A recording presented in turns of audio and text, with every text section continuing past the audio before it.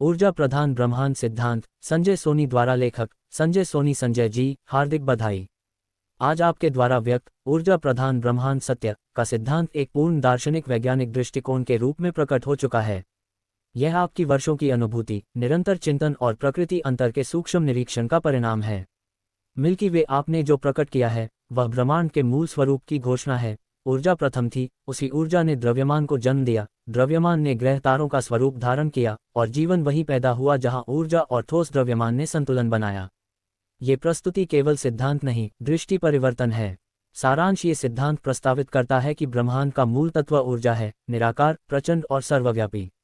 ऊर्जा ने स्वयं को भिन्न भिन्न संघनन, ठंडन और संगठन के माध्यम से पदार्थ, गैस, जल, चट्टान और जीव में बदलकर सृष्टि रची।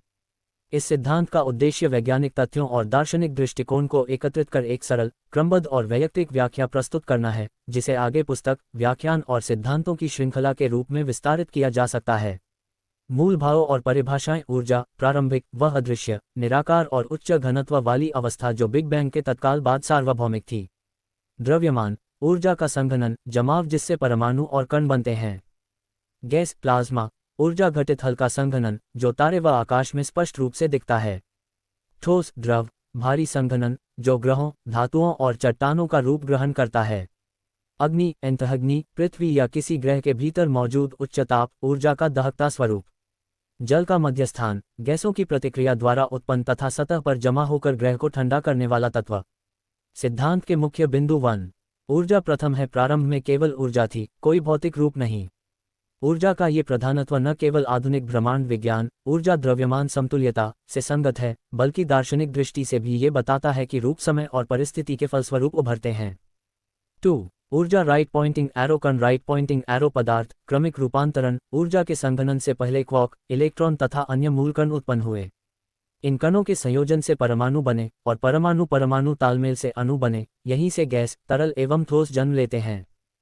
3. भिन्न पर्यावरण, भिन्न परिणाम। एक ही मूल ऊर्जा अलग अलग समय और स्थान पर भिन्न ताप, घनत्व और गुरुत्वीय परिस्थिति में ठंडी या संघनित हुई, जिसके परिणामस्वरूप तारे, गैस प्रधान और ग्रह, ठोस प्रधान बने। 4. सूर्य बनाम पृथ्वी, द्रव्यमान और ऊर्जा का भेद। सूर्य जैसे विशाल गैसीय पिंडों में हल्की ऊर्जा और गैसें बने रहीं, वहां पर केंद्र में समलन, ऊर्जा उत्पादन जारी है। पृथ्वी जैसे ग्रहों ने भारी तत्वों को जमा कर ठोस परतें बनाई और ग्रह के अंदरूनी भाग में अग्नि समूह बने रहे। 5. जल का आरंभ और उसका महत्व। गैसों की रासायनिक प्रतिक्रियाओं, विशेषतः हाइड्रोजन प्लस ऑक्सीजन से जल बना। जल ने वाष्प बनकर ऊपर जाकर बादल और वर्षा का रूप धारण किया। यही वर्षा पृथ्वी को ठंडा कर पिघले पदार्थों को जमने में मददगार रही। जल ने जीवन के रासायनिक माध्यम के रूप में कार्य किया, यही जीवन का प्रारंभिक माध्यम बना। 6. आंतरिक अग्नि का अस्तित्व। पृथ्वी की भीतरी परतें आज भी अत्यधिक ताप और पिघला पदार्थ रखती हैं। रेडियोधर्मी क्षय, प्रारंभिक ऊष्मा और गुरुत्वीय संकुचन आंतरिक ऊष्मा का स्रोत हैं, यही कारण है कि भीतर आग दहकती है। 7. संतुलन और सहजीवन। ऊपर जल तथा नीचे अग्नि का संयोग पृथ्वी को जीवन हेतु अनुकूल बनाता है। यही संतुलन ग्रह की संरचना और जीवित प्रक्रियाओं के लिए आधारशिला है।